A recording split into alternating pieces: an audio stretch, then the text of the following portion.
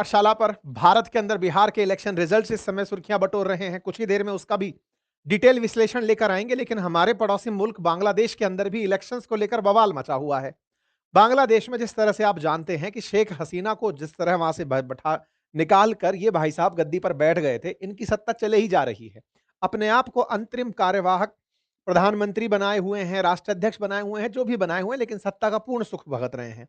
प्रयास किया जा रहा है कि शेख हसीना को कैसे बांग्लादेश से दूर रखा जाए, और इनको सपोर्ट चीन भी कर रहा है, तो अमेरिका भी कर रहा है, और चाइना का सपोर्ट तो इनको इन दिनों यहां पर चिकन नेक को लेकर के मिल रहा है। तमाम दिक्कतों के बीच में पाकिस्तान का इनके साथ बढ़ता प्रेम, भारत की जहां एक और चिंता है, वहीं दूसरी ओर बांग्लादेश के अंदर होने वाले भविष्य के चुनावों से पहले शेख हसीना वहां चुनाव लड़ पाएंगी या नहीं, ये भारत की चिंता है। क्योंकि शेख हसीना जिस तरह से इनके देश में ट्रायल का शिकार हो रही हैं, या जिस तरह से केस दर केस उन पर किए जा रहे हैं, भारत में इस बात का फिक्र है कि शेख हसीना अगर पार्टिसिपेट ही नहीं करी तो जनता की राय बांग्लादेशियों को पता कैसे चलेगी? क्या बांग्लादेश के सभी लोग मोहम्मद यूनुस जैसा सोचते हैं, या फिर उन्हें भी शेख हसीना की जरूरत है? बस यही सोच करके समझिए कि आज जो हम चर्चा कर रहे हैं वो उस प्रोटेस्ट की है, जहां पर शेख हसीना समर्थकों ने पूरी तरह ढाका को लॉक कर दिया। और जब उनके द्वारा लॉकडाउन किया गया, तब जाकर लोगों को समझ में आया कि अरे, शेख हसीना की पार्टी को भले ही रद्द कर दिया गया हो, अवामी लीग को भले ही चुनाव लड़ने से बाहर का रास्ता दिखा दिया हो, लेकिन बांग्लादेश में अवामी लीग के लोग अभी भी प्रेजेंट हैं। तो कुल मिलाकर के बांग्लादेश के अंदर अ, एक बड़ा लॉकडाउन हुआ। उस लॉकडाउन पर आज डिटेल चर्चा होगी, और साथ ही साथ कल ही क्यों हुआ इसकी चर्चा होगी। कल के साथ-साथ 17 नवंबर किस तरह खास है, इस पर भी चर्चा होगी, क्योंकि अल्टीमेटली बांग्लादेश में चुनावों की घोषणा, और चुनावों की घोषणा से पहले 13 नवंबर, ये काफ़ी ज़्यादा खास मामला बनता है। तो आइए शुरुआत करते हैं शेख हसीना से। शेख हसीना को हटाने में ये जो छात्रों का आंदोलन था, ये तो अब सिंबॉलिक हो गया है। मोहम्मद यूनुस का आना सिंबॉलिक हो गया है। किन-की मदद से आए थे, वो सबको पता चल गया है। असल में शेख हसीना जब यहाँ से निकली, जब पिछले साल जब अगस्त 2024 में, तो उनके ऊपर बहुत सारे केसेस लाद दिए गए। केसेस में 23 केसेस शेख हसीना पर 21 अगस्त तक लाद दिए गए। अरेस्ट वारंट जारी कर दिया गया।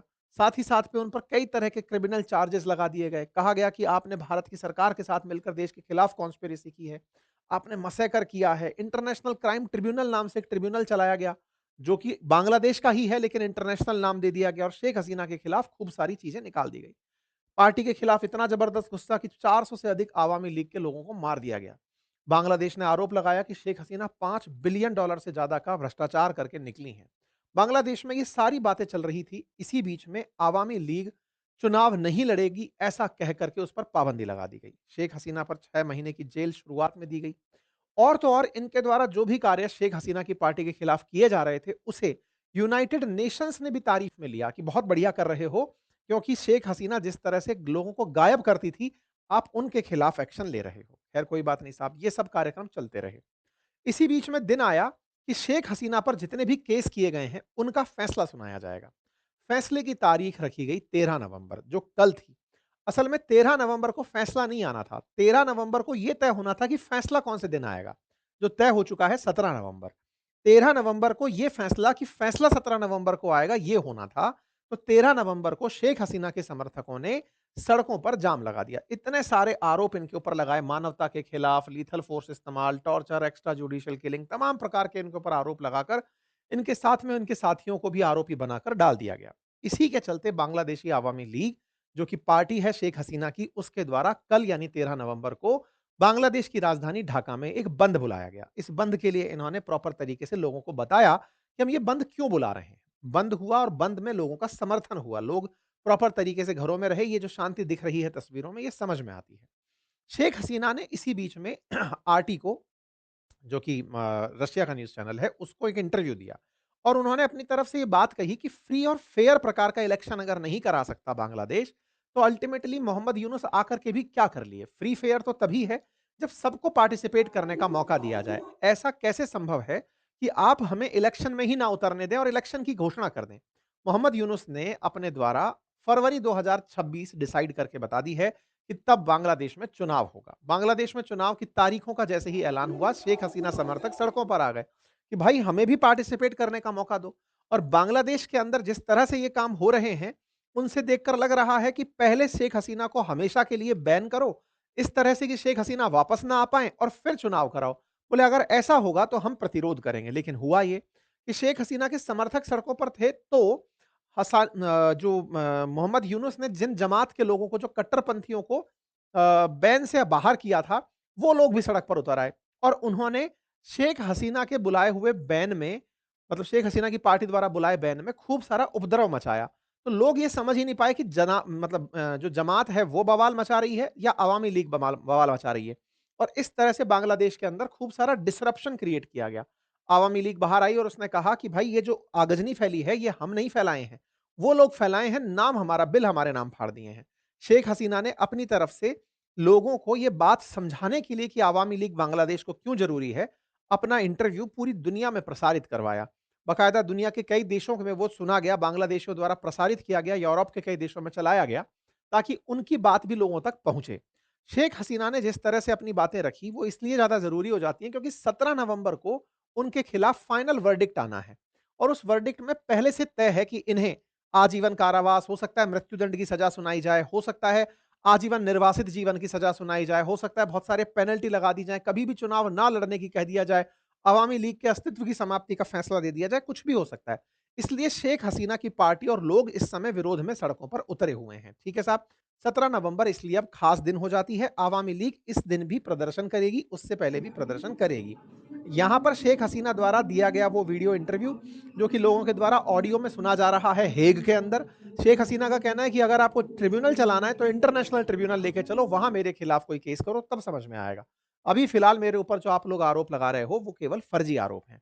इसी के समर्थन में ब्रिटेन के एक वो हैं एमपी हैं, उन्होंने भी शेख हसीना का समर्थन करते हुए कहा कि बांग्लादेश में फेयर इलेक्शन होने चाहिए। ये बॉब ब्लैकमैन है, जनरली माइनॉरिटीज जब बांग्लादेश में माइनॉरिटीज के खिलाफ हिंसा हो रही होती है तब ये बोलते हैं, यानी कि थोड़े प्रो इंडिया साउंड होते हैं, प्रो शेख हसीना साउंड होते हैं। कुल मिलाकर के इनके द्वारा सारी बातें कही गई। अब यहां देखना होगा कि यूनुस ने जो आने वाले समय में फरवरी 2026 में इलेक्शन रखे हैं, उसमें इन्होंने एक दाव चल दिया है। क्या किया है? इन्होंने एक जुलाई चार्टर बनाया है। जुलाई चार्टर, चार्टर कोई विमान नहीं, एक कागज बनाया है और उस चार्टर का उद्देश्य ये है कि जुलाई में सभी पार्टियों को बुलाकर कुछ कॉमन एजेंडा निर्धारित किए गए थे। जब वोट डलेगा 2026 के फरवरी में, तब उस एजेंडा पर भी रेफरेंडम होगा, जनमत संग्रह होगा, लोगों से उस पर राय ली जाएगी और उस रेफरेंडम के अंदर 4 बिंदु तय किए गए हैं कि इन मुद्दों पर जनता बताए कि भविष्य में चुनाव कैसे हों, सेना और न्यायपालिका की भूमिका क्या रहे, भ्रष्टाचार और मानवाधिकार से जुड़ी हुई नीतियां कैसी हों और शेख हसीना पर प्रतिबंध लगे या ना लगे। तो फरवरी 2026 में इलेक्शन के साथ-साथ एक रेफरेंडम भी होगा। हालांकि उस रेफरेंडम का विरोध खालिदा जिया की पार्टी भी कर रही है और खालिदा जिया की पार्टी यह कहकर कर रही है कि तुम जुलाई की चीजों को फरवरी में कैसे लागू करोगे और हम सभी पार्टियां एक जैसी बात मानते हैं, ये कैसे कह सकते हो? साथ ही साथ में जमात इस बात पर अड़ी हुई है कि अगर तुमने कुछ नहीं किया, हमारी मांगे पूरी नहीं करी तो तुमको हम बवाल दिखा देंगे। कुल मिलाकर बांग्लादेश के अंदर अवामी लीग को बाहर करके जो लोग बचे हुए हैं, अल्टीमेटली वो भी तो सत्ता के लिए लड़ेंगे और जब वो आपस में लड़ेंगे तो मूड फुटअव्वल होगा।